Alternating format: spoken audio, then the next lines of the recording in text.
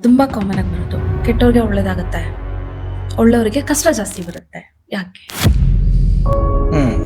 ಅದೇ ಹೇಳಿದ್ನಲ್ಲ ನಾನು, ಒಂದು ನಮಗೆ ಅವ್ರ ಅಕೌಂಟ್ ಬ್ಯಾಲೆನ್ಸ್ ಏನು ಅಂತ ಗೊತ್ತಿಲ್ಲ. ಓಕೆನಾ? ಸೊ ಈಗ ಈ ಕ್ಷಣಕ್ಕೆ ಅದು ಹಂಗೆ ಕಾಣ್ಬೋದು. ಕ್ಲೈಮ್ಯಾಕ್ಸ್ ಅಂತ ಒಂದಿದೆ ಪಿಕ್ಚರ್ಗೆ. ಕೆಲವೊಬ್ರದ್ದು ಫಸ್ಟ್ ಹಾಫ್ ಚೆನ್ನಾಗಿರುತ್ತೆ, ಇಂಟರ್ವಲ್ ಏನೋ ಆಗುತ್ತೆ, ಸೆಕೆಂಡ್ ಹಾಫ್ ಏನೇನೋ ಆಗುತ್ತೆ, ಕ್ಲೈಮ್ಯಾಕ್ಸ್ ಚಿತ್ರಾನ್ನ.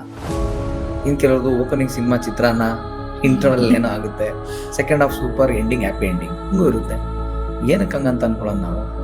ನಾನು ಅದಕ್ಕೆ ಇದೆಲ್ಲ ದ್ವಂದ್ವ ಅಂತಾನೆ ಹೇಳ್ತೀನಿ. ನಾನು ಫಸ್ಟ್ ಆಫ್ ಆಲ್ ಅವ್ನು ಕೆಟ್ಟವನು, ಅವ್ನು ಒಳ್ಳೇದಾಗ್ತಾ ಇದೆ, ನಾನು ಒಳ್ಳೆಯವನು, ನಾನು ಕೆಟ್ಟದಾಗ, ನಾನು ಒಳ್ಳೆಯವನು ಅಂತಾನೆ ಫಸ್ಟ್ ಆಫ್ ಆಲ್ ನೀನೇ ಅನ್ಕೋತಾ ಇದ್ದೆ. ನಾನು ಅದನ್ನ ಹೇಳ್ತೀನಿ. ಅದಕ್ಕೆ ಇದು ಹೇಳ್ತಾರಲ್ಲ, ಇಲ್ಲಿ ನಮಗ್ ಕೊಟ್ಕೊಳ್ಳೋ ಮನುಷ್ಯನ ಮಾನದಂಡಗಳು ಬೇರೆ, ಭಗವಂತನ ಮಾನದಂಡಗಳು ಬೇರೆ ಅಂತ.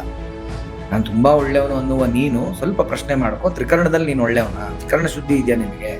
ಕಾಯ ವಾಚ ಮನಸ ಅಷ್ಟು ಪ್ಯೂರ್ ಇದೆಯಾ ನೀನು? ಓಕೆ, ಈಗ ಅವ್ನು ತ್ರಿಕರಣ ಶುದ್ಧಿ ಇದೆಯಾ, ಹಂಗಾರ ಅವ್ನು ಅಷ್ಟೊಂದು ಇದೆಯಾ ಅಂತ ನೀನು ಅವನ್ನ ನೋಡಕ್ಕೆ, ಅವ್ನು ಚೆನ್ನಾಗಿದ್ದಾನೆ, ಅವನು ಏನೋ ಆಗ್ತಿದೆ, ಇದರಿಂದ ಆಗ್ತಾರೋ ನಿನಗಾದ್ರೂ ಲಾಭ ಏನು? ನಿನಗೆ ಸಿಗ್ತಾರೋ ಪುರುಷಾರ್ಥ ಏನು? ಧರ್ಮಾರ್ಥ ಕಾಮ ಮೋಕ್ಷ ಚತುರ್ವಿಧ ಪುರುಷಾರ್ಥ ಅಂತೀರ.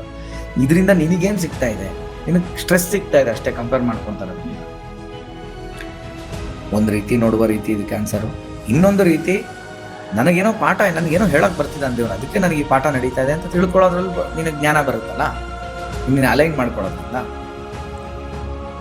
So it's a pure comparison ಅಷ್ಟೇ. ಅದರಿಂದ ಇನ್ನೇನು ಮಣ್ಣು ಇಲ್ಲ.